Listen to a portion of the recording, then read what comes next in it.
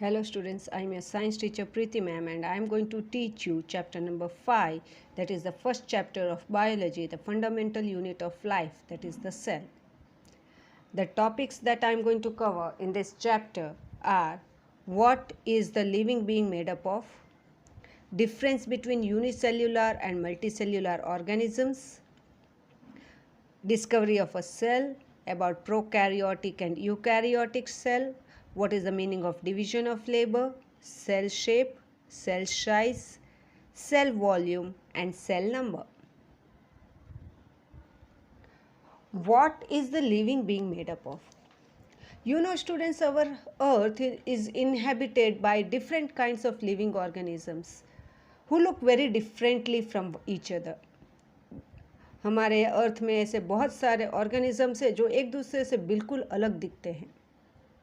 And these organisms, these living organisms, may be amoeba, may be fungi, plants, animals, it may be anything. The bodies of these organisms, they are made up of microscopic units called the cells. The cell has some central position in biology, as an atom is the physical sciences. Cell, it is the basic and structural and functional unit of the body.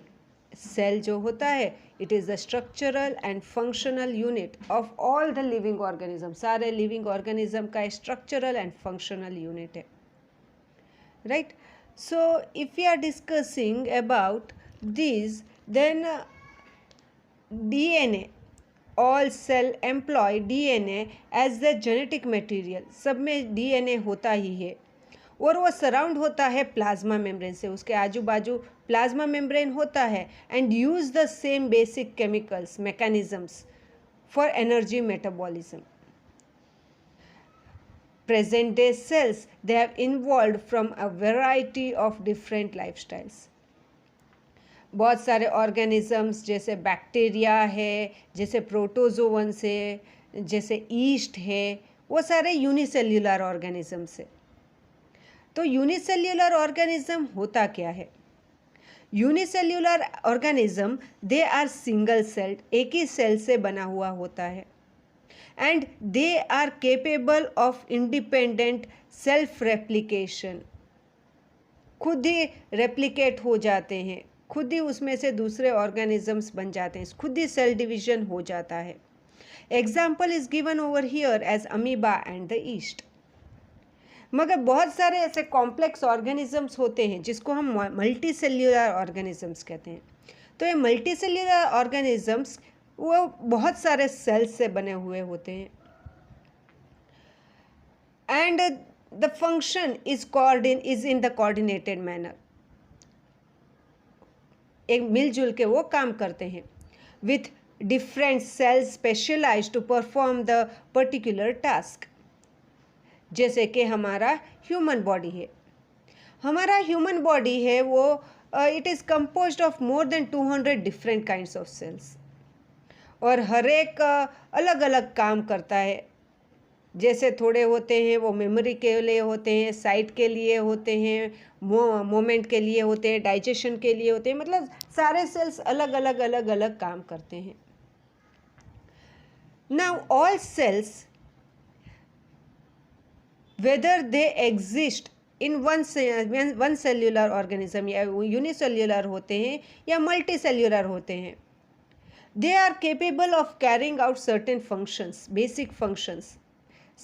Unicellular हो या multicellular हो, सब में functions तो होते हैं, जैसे nutrition का, रेस्पिरेशन का, ग्रोथ का, प्रोडक्शन का, ये सारे एक्टिविटीज़ चाहे वो सिंगल सेल हो चाहे वो मल्टीसेल्यूलर हो होते ही है. तो इन दोनों के बीच में डिफरेंस क्या है वो देख लेते हैं. तो यूनिसेल्यूलर में जो सेल्स होते हैं दे रिप्रेजेंटेड बाय सिंगल सेल, एक ही सेल से बने हुए होते हैं. मगर मल्टीसेल्यूलर ऑर्गेनिजम्स होते हैं वो बहुत सारे सेल्स से बने हुए होते हैं. All activities are performed by the cell, एक ही सेल होता है, वो सारी एक्टिविटीज़ अंदर उसके अंदर ही होता है. A single cell performs one or few activities of the cell. एक या एक से ज़्यादा एक्टिविटी करता है मगर सारी एक्टिविटी वो करता नहीं है. There is no division of labour, single cell में डिवीजन ऑफ लेबर नहीं है, सारी एक्टिविटी एक ही सेल के अंदर होती है। मगर मल्टी सेल्यूलर ऑर्गेनिजम्स होते हैं cell specialise to perform different functions, अलग अलग सेल्स होते हैं वो अलग अलग फंक्शन करते हैं, इसलिए उनमें डिवीजन ऑफ लेबर होता है। Reproduction consumes a single cell, reproduction एक ही सेल से होता है। मगर हमारे जो मल्टी सेल्यूलर ऑर्गेनिजम्स जो होते हैं, only some cells of the body, थोड़े ही सेल्स जिसको हम कहते हैं एज जर्म सेल्स, वही सिर्फ रिप्रोडक्शन कर सकता है। दूसरे जो स्टोमेटिक सेल्स होते हैं दे do not do any reproduction. जो यूनिसेल्युलर ऑर्गेनिजम्स होते हैं उनका लाइफ स्पैन शॉर्ट होता है, वो बहुत ही कम समय के लिए जी सकते हैं। मगर मल्टी सेल्युलर ऑर्गेनिजम्स होते हैं वो बहुत सारे साल तक जी सकता है।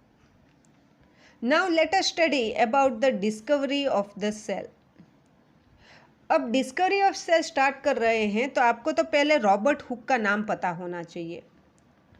रॉबर्ट हुक एक साइंटिस्ट थे, इंग्लिश साइंटिस्ट थे, जिनका जन्म 1635 के करीब हुआ था। ओके, तो उन्होंने डिस्कवर किया सेल को। कौन से सेल्स को उन्होंने डिस्कवर किया? कॉर्क सेल को। किससे उन्होंने देखा ये सारे सेल्स? तो उन्होंने खुद ही अपना एक माइक्रोस्कोप बनाया था और उसमें से उन्होंने ऑब्जर्व किया ये सारे सेल्स को। कब? 1665 में। ये है उनका खुद का बनाया हुआ माइक्रोस्कोप, और इस माइक्रोस्कोप की मदद से उन्होंने कॉर्क सेल्स को ऑब्जर्व किया था। जब उन्होंने इसको ऑब्जर्व किया तब उन्होंने देखा कि हनीकॉम्ब की तरह दिख रहा है, जिसमें बहुत सारे छोटे छोटे कंपार्टमेंट्स होते हैं, और इन कंपार्टमेंट्स का नाम उन्होंने दिया एज सेल या लिटिल रूम। जो ये कॉर्क है ये क्या है? ये जो ट्री है उसका बार्क होता है, उसको हम कहते हैं एज कॉर्क, राइट।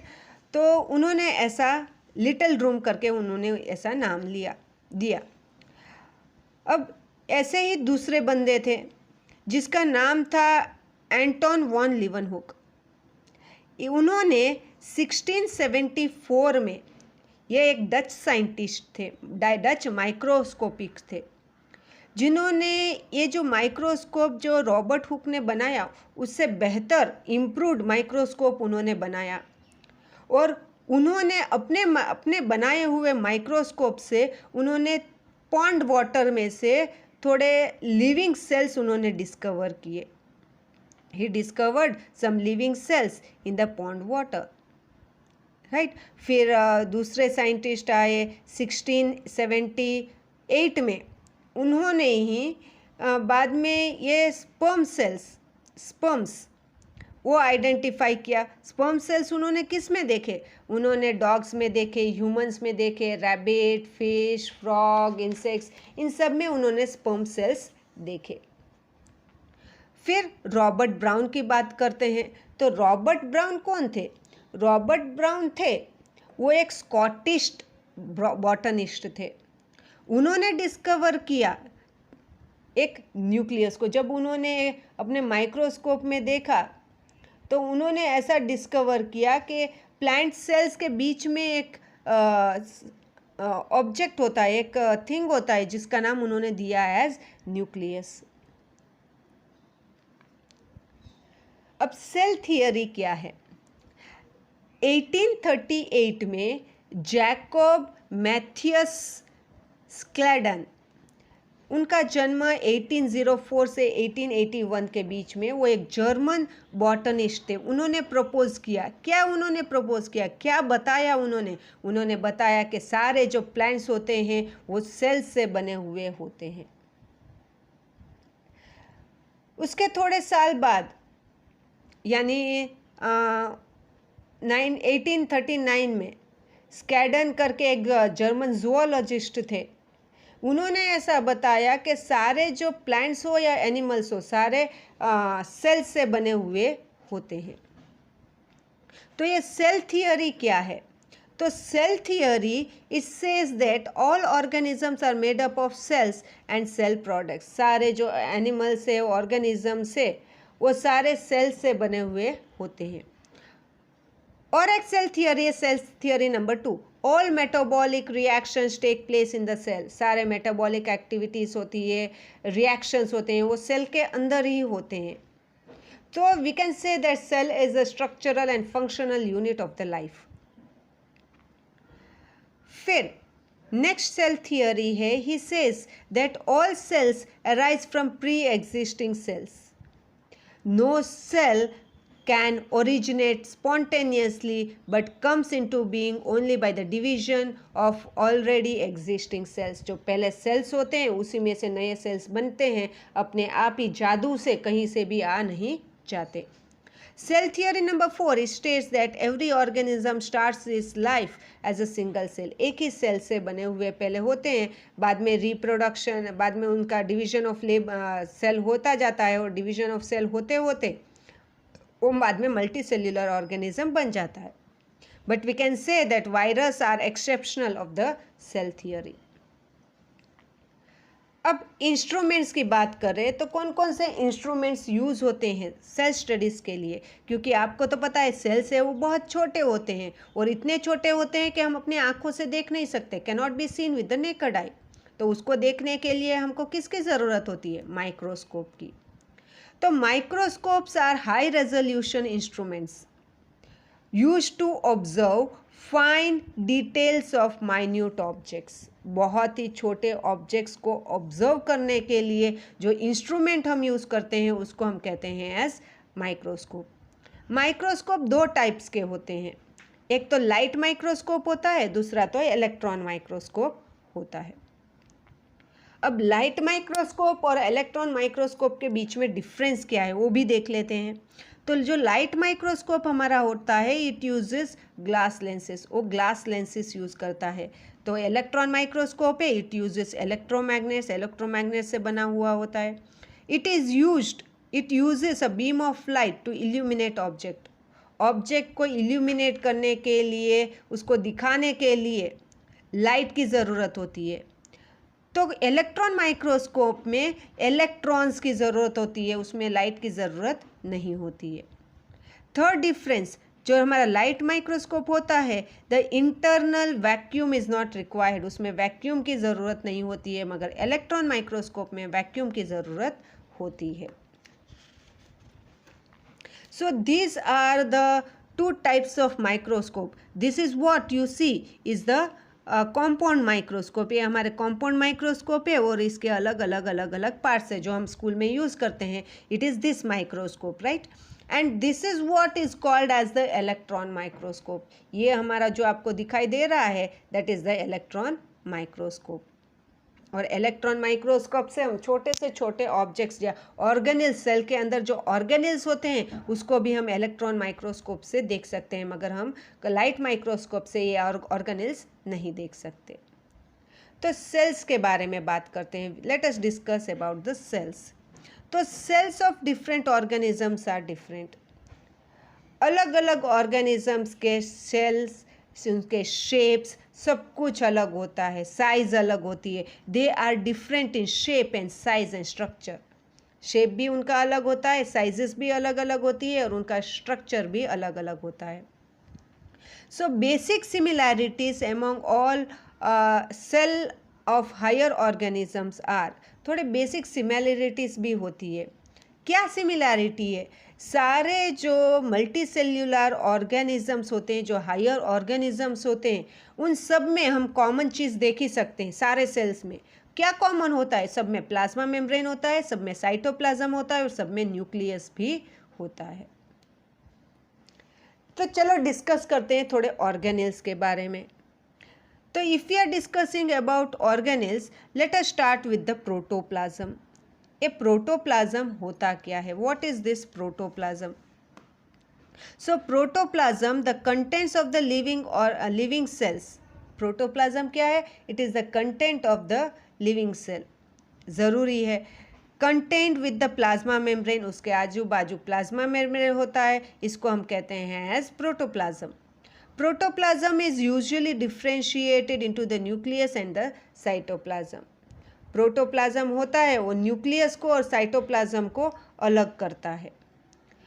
प्रोटोप्लाज्म में हमको जीन भी दिखाई देता है। तो ये जीन होता क्या है? Gene it is the distinct unit of hereditary information, उसमें हेरिडिटरी इंफॉर्मेशन होता है। डीएनए भी होता है। डीएनए मतलब क्या है? It is deoxy ribo nucleic acid. RNA मतलब राइबो न्यूक्लिक एसिड। अब प्रोकैरियोट और यूकैरियोट का डिफ्रेंशिएशन कर रहे हैं। तो जो हमारा प्रोकैरियोट है वो प्रोकैरियोट मतलब क्या होता है? You know that all living organisms present on the earth they are differentiated into two types. Living organisms को दो टाइप्स में डिफ्रेंशिएट करते हैं, एक तो यूनिसेल्युलर ऑर्गेनिजम्स होते हैं, दूसरे तो मल्टी सेल्युलर ऑर्गेनिजम्स होते हैं। तो ये यूनिसेल्युलर ऑर्गेनिजम्स को क्या होते हैं? सो यूनिसेल्युलर ऑर्गेनिजम्स होते हैं या नॉन सेल्युलर ऑर्गेनिज्म। दो टाइप के ऑर्गेनिजम्स होते हैं, एक तो नॉन सेल्युलर। नॉन सेल्युलर मतलब क्या? उसका सेल स्ट्रक्चर ही नहीं होता। They do not contain any cell in their body organism, जैसे वायरस है, राइट? तो वायरसेस लैक एनी मेम्ब्रेन, इसलिए वो कोई कैरेक्टर ऑफ लाइफ शो नहीं करता। मगर जब वो लिविंग बॉडी को एंटर करता है, जब लिविंग बॉडी के अंदर जाता है, तभी उसमें लाइफ शो होना शुरू होता है। तो दूसरे ऑर्गेनिजम्स होते हैं जिसको हम कहते हैं as cellular organisms. Cellular organisms का मतलब क्या है? सेल्युलर ऑर्गेनिजम्स में ये वो तो या तो एक सेल से बने हुए होते हैं या तो बहुत सारे सेल से बने हुए होते हैं। अब सेल्युलर ऑर्गेनिजम्स को हम डिफ्रेंशिएट करते हैं इनटू टू टाइप्स। कौन कौन से दो टाइप है? एक तो प्रोकैरियोट्स है और एक तो यूकैरियोट्स है। तो ये प्रोकैरियोट्स और यूकैरियोट्स होते क्या है? तो ये prokaryotes they are organisms, they have primitive and incomplete cells. उसका सेल इनकम्प्लीट होता है, उसमें प्रोकैरियोटिक सेल्स होते हैं। They contain prokaryotic cells in their body structure. Prokaryotic cells have all basic structures of the typical cell. सब कुछ होता है उसमें, मगर उसमें they lack nuclear membrane. उसमें न्यूक्लियर मेम्ब्रेन नहीं होता अराउंड द जेनेटिक मटेरियल है। जेनेटिक मटेरियल है, उसके आजू बाजू उनका जो मेम्ब्रेन होता है जिसको बाउंड करता है, वो इसमें नहीं होता है। किस में नहीं होता है? In the prokaryotic cells. The nuclear material of prokaryotic cells is consist of single chromosome which is in direct contact with the cytoplasm, यानी उसमें आजू बाजू मेम्ब्रेन होते नहीं है। तो the undefined nuclear region in the cytoplasm it is called as nucleoid. जो undefined होता है, जिसको अच्छे से हम डिफाइन नहीं कर सकते कि न्यूक्लियर रीजन कौन सा है, तो उसको हम कहते हैं as nucleoid. So there is no nucleus और न्यूक्लियर मेम्ब्रेन। किसमें न्यूक्लियर मेम्ब्रेन नहीं होता? प्रोकैरियोटिक सेल्स में, राइट? जैसे प्रोकैरियोटिक सेल्स में दूसरे मेम्ब्रेन बाउंड ऑर्गेनेल्स होते हैं, माइटोकॉन्ड्रिया उसमें नहीं होता है, राइबोसोम्स दे आर प्रेजेंट, मगर उतने अच्छे से हम उसको डिफाइन नहीं कर सकते। और यूकैरियोटिक जो सेल्स होते हैं वो थोड़े एडवांस होते हैं और कंप्लीट होते हैं। जो भी उनके मेम्ब्रेन से, जो भी उनके ऑर्गेनेल से, वो सारे न्यूक्लियर बाउंड होते हैं या उसके आजू बाजू मेम्ब्रेन होता है, और जिसके आजू बाजू मेम्ब्रेन होता है उसको हम कहते हैं एज यूकैरियोटिक सेल। तो ये थोड़े डिफरेंस हमने यहाँ पर अभी पढ़े कि छोटे होते हैं यूकैरियोटिक सेल्स, बड़े होते हैं, न्यूक्लियस एब्सेंट होता है, यहाँ पर न्यूक्लियस प्रेजेंट होता है, कंटेन्स सिंगल सेल, ये एक ही सेल का होता है, ये बहुत सारे सेल से होते हैं, और इसमें क्रोमोसोम्स भी होते हैं। न्यूक्लियोलस इज एब्सेंट या nucleolus is present. Membrane bound cell organelles are absent, मगर इसमें मेम्ब्रेन होते हैं सारे ऑर्गेनेल्स के। सेल डिवीजन किससे होता है? फिजन से या बडिंग से, मगर यहाँ पर सेल डिवीजन होता है, इट अकर्स बाय माइटोटिक और मियोटिक सेल डिवीजन प्रोसेस। अब डिवीजन ऑफ लेबर की बात करते हैं। क्योंकि काम करते हैं तो काम करते हैं, then it has to be division of labour. You might have notice that the organism, जैसे ह्यूमन बींग्स है, जैसे हम हैं, can have cells of different kinds. जैसे हमारे बॉडी में स्पर्म सेल्स होते हैं, ल्यूकोसाइट मतलब वाइट सेल्स होते हैं, ऑस्टियोसाइट्स मतलब बोल सेल्स होते हैं, मसल सेल्स होते हैं, नर्व सेल्स होते हैं, मतलब अलग अलग टाइप्स के सेल्स होते हैं. This is due to the fact that there is division of labor within the multicellular organism. Multicellular organism में division of labor होता है, वो अपना काम बांट लेते हैं. This means that different parts of human body perform different functions. Human body अलग अलग काम करता है. हार्ट होता है वो ब्लड पंप करता है, स्टमक होता है वो डाइजेशन करता है फूड का, स्केलेटन मसल्स होते हैं, they perform the functions of movements and locomotion. मतलब अलग अलग काम के लिए अलग अलग टाइप्स के सेल्स होते हैं. हार्ट होता है उसमें कार्डियक मसल्स होते हैं, स्टमक होता है उसमें म्यूकियस मसल्स होते हैं, स्केलेटल मसल्स होते हैं, वो कहाँ पर कैसे होते हैं, वो स्ट्रेटेड और वॉलेंटरी मसल्स होते हैं. तो अलग अलग टाइप्स के हम सेल्स यहाँ पर देख सकते हैं, right. So because of the striated voluntary muscles the contraction depends on our own will. अपने हिसाब से हम काम कर सकते हैं. We are able to move our hands and fingers, जैसे हम चाहे वैसे हम उसको चेंज कर सकते हैं. So like the human body the cell itself it has got the division of labour. Cell के अंदर भी डिवीजन ऑफ लेबर होता है. In fact each cell has got certain specific component within it, जिसको हम कहते हैं एज सेल ऑर्गेनेल्स. उसके अंदर भी थोड़े छोटे छोटे छोटे छोटे सेल के अंदर भी छोटे छोटे सेल्स होते हैं, जिसको हम कहते हैं as cell organelles. And each kind of cell organelle they perform specific functions. Making, जैसे नया मटेरियल बनाना, प्रोटीन सिंथेसिस करना जो राइबोसोम्स करता है, फूड सिंथेसिस करना मतलब जो ग्लूकोज करता है, स्टार्च करता है, clearing of waste materials of from the cell जो लाइसोसोम्स करते हैं. मतलब अलग अलग बॉडी के सेल के अंदर भी थोड़े छोटे ऐसे ऑर्गेनल्स होते हैं जो ऐसा काम करते हैं. जो बॉडी में होता है वही सारा काम सेल्स के अंदर भी होता है. So these organelles together they constitute the basic building blocks which are called as the cells. तो सेल्स के ऑर्गन्स और ऑर्गेनल्स के बीच में क्या डिफरेंस है? तो ये मल्टी सेल्यूलर ऑर्गेनिजम्स में होते हैं, और ऑर्गेनल्स होते हैं they are found in all eukaryotic cells. ये लार्ज साइज़ के होते हैं एंड माइक्रोस्कोपिक होते हैं, और ये बहुत बहुत छोटे होते हैं कि वो माइक्रोस्कोपिक होते हैं या सब माइक्रोस्कोपिक होते हैं, राइट. एक्सटर्नल और internal to the body of the organism. Body के बाहर भी हम देख सकते हैं, बॉडी के अंदर भी, जैसे हैंड से, लेग से बॉडी के बाहर होता है, स्टमक है, हार्ट है, बॉडी के अंदर होता है.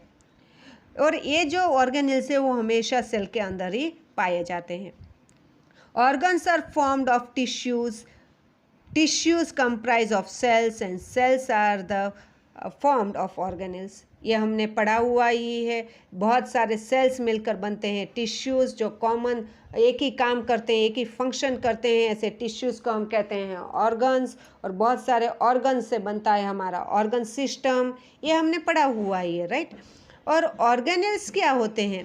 तो ऑर्गेनल्स में organs are made up of organelles they are made up of molecules या मैक्रो मॉलिक्यूल्स. अब ऑर्गन्स जो है they coordinate to form organ system, while organ system form the body of the organism. और organelle से ये coordinate करेंगे और नए सेल्स प्रोड्यूस करेंगे. सेल शेप की बात करते हैं. तो the basic shape of the eukaryotic cells they are fixed, they are spherical. But the shape of the cell is ultimately determined by the specific function of the cell. जैसा cell का function उसका उनका shape होता है. The shape of the cell may be variable, जो change होता है, और कभी कभी फिक्स भी होता है, राइट. तो वेरिएबल और इरेग्युलर शेप हम किस में देख सकते हैं? अमीबा में या WBC में इनके सेल्स वेरिएबल होते हैं। क्यों हमने वेरिएबल यहाँ पर कहा है? Because this white blood cells, ये वाइट सेल्स जो होते हैं WBC और ल्यूकोसाइट्स, ये actually they are spherical in shape in circulating blood, but बहुत सारे ऐसे कंडीशंस आ जाते हैं जब वो इरेग्युलर शेप के हो जाते हैं और सूडोपोडिया हो जाता है, राइट। तो ऐसे भी शेप्स आते हैं, जैसे एक कंडीशन आता है जिसको हम कहते हैं एज अनीमिया, उसमें सेल शेप चेंज हो जाता है, राइट। तो फिक्स्ड शेप, प्लांट्स और animals, fixed shape of the cell, ये किस में होता है? फिक्स्ड शेप प्लांट्स में होता है और एनिमल्स में होता है। यूनिसेल्युलर ऑर्गेनिज्म में the shape is maintained by tough plasma membrane, उनका एक्सोस्केलेटन भी होता है, राइट। अब जो मल्टीसेल्युलर ऑर्गेनिजम्स होते हैं, they have functional adaptations. The shape of the cell it depends mainly on their functional adaptations, जैसा उनका काम वैसा उनका सेल का शेप होता है। बहुत सारे अलग अलग शेप्स हम देख सकते हैं। सेल्स आपके होते हैं या पॉलीहेड्रल होते हैं या आपके स्पेरिकल होते हैं या स्पिंडल शेप के होते हैं, लंबे हो सकते हैं, जैसे हमारे नर्व सेल्स है वो लंबे होते हैं, थोड़े ऐसे होते हैं जो ब्रांच सेल्स होते हैं, थोड़े होते हैं वो डिस्कोलॉइडल होते हैं, मतलब अलग अलग शेप्स के हमारे सेल्स होते हैं। Cell size, the size of the different cells ranges, बहुत सारा रेंज होता है उनका। जो प्लांट और एनिमल सेल्स है उसको तो हम आँखों से देख ही सकते हैं, and most cells are visible only through the microscope, क्योंकि वो बहुत ही छोटे होते हैं, उनका डायामीटर बहुत ही छोटा होता है, इसलिए हम अपनी आँखों से उसको नहीं देख सकते। जो प्रोकैरियोटिक सेल्स होते हैं वो 1 to 10 म्यूल होते हैं या माइक्रोमीटर के होते हैं, मगर यूकैरियोटिक सेल्स होते हैं वो बड़े साइज़ के हो सकते हैं, हमारे जैसे 10 से 100 तक उनका रेंज जा सकता है। जो अमीबा है वो हमारा सबसे बड़ा यूनिसेल्युलर ऑर्गेनिज्म है, राइट। अब वॉल्यूम की बात कर लेते हैं, तो cell volume it is fairly constant होता है, सेल वॉल्यूम सबका सेम ही होता है, and is independent to the size of the organism के साइज पर डिपेंड करता है। मतलब क्या है? एग्जाम्पल है कि किडनी और liver cells, kidney and liver cells they are approximately of the same size, चाहे वो बुल में हो, चाहे वो हॉर्स में हो, चाहे वो माउस में हो। एनिमल सारे बड़े बड़े हैं, मगर किडनी या लिवर सेल्स है उसके जो साइज़ है, वॉल्यूम है, वो सेम टू सेम होता है। तो डिफरेंस कहाँ पर आया? Difference is in the total mass of the organ, कितना मास है उसमें, इस पर डिपेंड करता है वो। It depends upon the number, not on the volume of the cells.